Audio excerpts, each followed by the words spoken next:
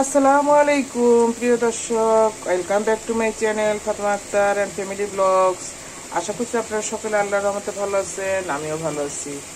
প্রিয় দর্শক, দেখুন দেশীয় স্বাদে একটা দেশি মুরগি রান্না করছি।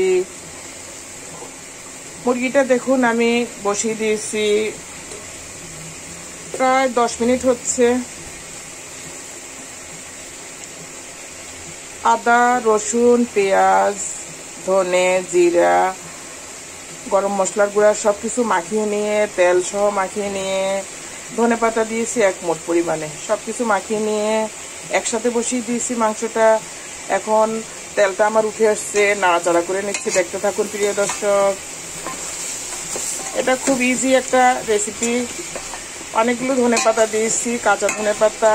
এটা আমার মাংসটাকে দুর্দান্ত টেস্টফুল করে তুলবে।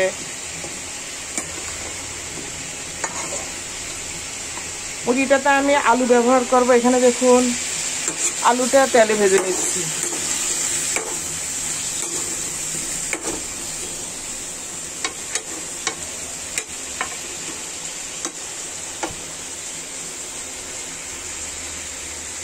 আলুটা একটু আগে ভেজে নিলে আলুটা টেস্ট হয়, তেলে একটু ভেজে নিলে।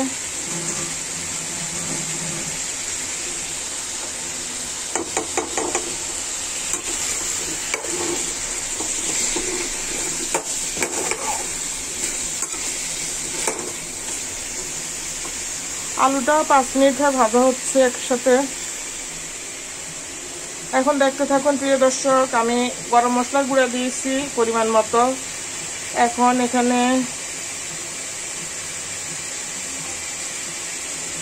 দারচিনি আর এলাচ দিয়ে দিচ্ছি। এখান থেকে একটু আস্ত মেথি দিয়ে দিচ্ছি। মেথিটাও মাংসকে টেস্ট করে তোলে। মাংসটা এখন আমার কষানো হচ্ছে।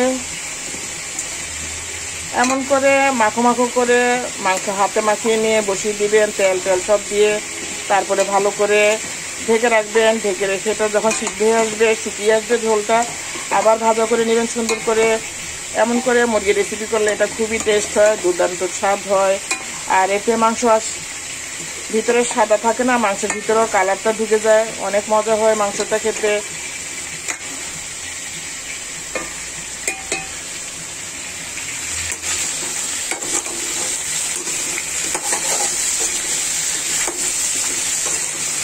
আমার বাচ্চা একটু ঝোল পছন্দ করে, ছেলে, আজকে একটু ঝোল ঝোল করবো মাংসটা। আসলে দেশি চিকেনটা অনেক টেস্ট হয় খেতে।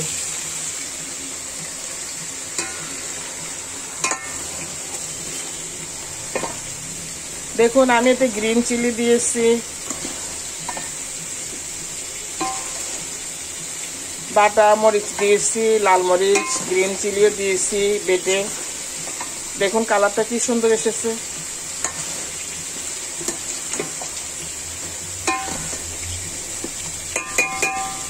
প্রিয় দর্শক, যারা আমার ভিডিওতে ঢুকেছেন, আশা করব একটা লাইক দিবেন, কমেন্ট করবেন, সাবস্ক্রাইব করবেন নিউ হলে, আর পুরনো হলে অবশ্যই একটা শেয়ার করবেন বন্ধু মহলে। তাহলে একটু আমাদের ভিডিওগুলো ভিউ হয়, ভালো করে আরো প্রসারিত হয়। আসলে আমরা তো এইভাবে একজন আরেকজনকে এগিয়ে নিয়ে যেতে পারি। প্রিয় দর্শক, আসুন আমরা সকলের উপকার করব, সকলের ভিডিওগুলো ফুল ভিউ করব। আমি আগেও ফুল ভিউ করতাম, তবে এখন আমি যাদের ভিডিওতে ঢুকি সকলের ভিডিওগুলো বড় হোক ছোট হোক ফুল ভিউ করি।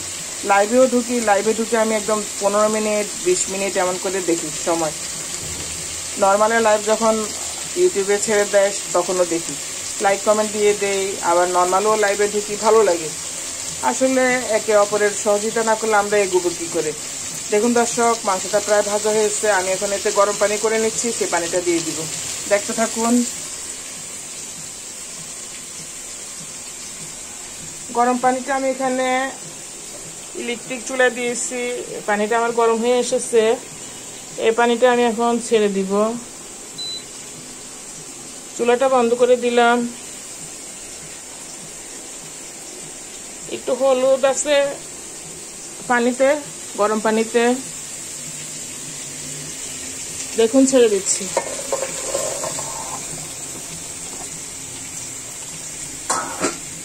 গরম পানি দিলে মাংস রেসিপিটা তাড়াতাড়ি সিদ্ধ হয়। মাংসগুলো তাড়াতাড়ি এমনিও সিদ্ধ হয়ে আছে, এখন গরম পানি দিলে আরো তাড়াতাড়ি সিদ্ধ হয়ে যাবে।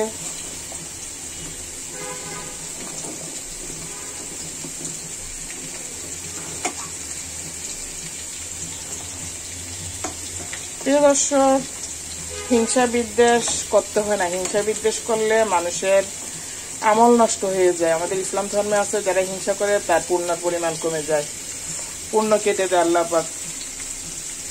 আসুন আমরা আমাদের ঘরে বাইরে, ইউটিউবের কাজের ক্ষেত্রে, শিক্ষা ক্ষেত্রে, সামাজিক কাজের ক্ষেত্রে কোনো জায়গায় হিংসা বিদ্বেষ করবো না।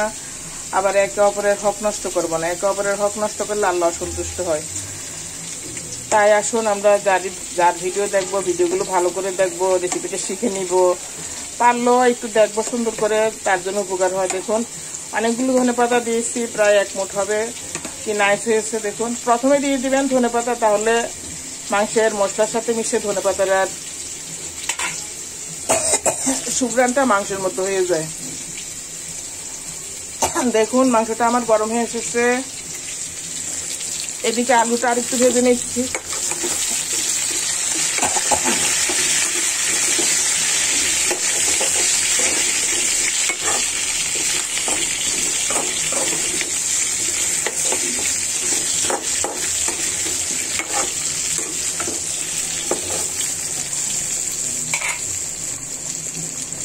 আলুটা আমি এখন ছেড়ে দিব, দেখতে থাকুন।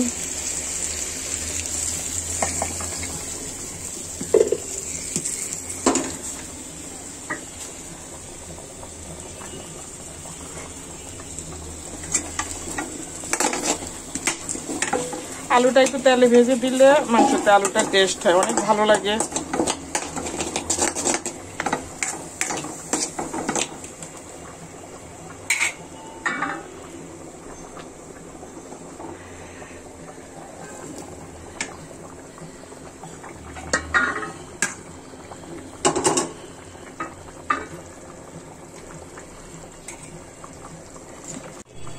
প্রিয় দর্শক দেখুন, আলুটা নাড়াচাড়া করে দিচ্ছি মাংসের সাথে, ভালো করে মাখো মাখো ঝোলে আমার রেসিপিটা হবে।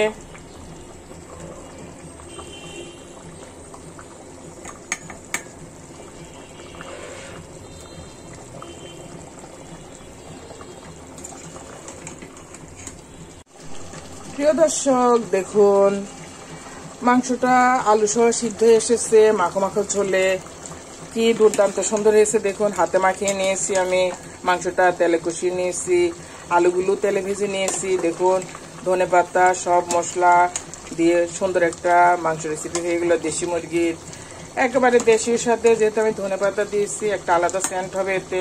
প্রিয় দর্শক আমার রেসিপিটা হয়ে গিয়েছে। আবারও বললাম অবশ্যই একটা লাইক কমেন্ট শেয়ার করবেন। ভালো থাকুন দর্শক। অনেক সুস্বাদু হয়েছে প্রিয় দর্শক রেসিপিটা।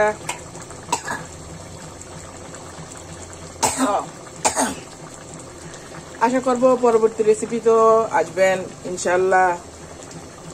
যারাই আমার ভিডিওতে আসবেন আমিও তাদের ভিডিওতে অবশ্যই যাব। ভালো থাকুন দর্শক, সকলের জন্য রইল শুভকামনা। আল্লাহ হাফেজ, আসসালামু আলাইকুম।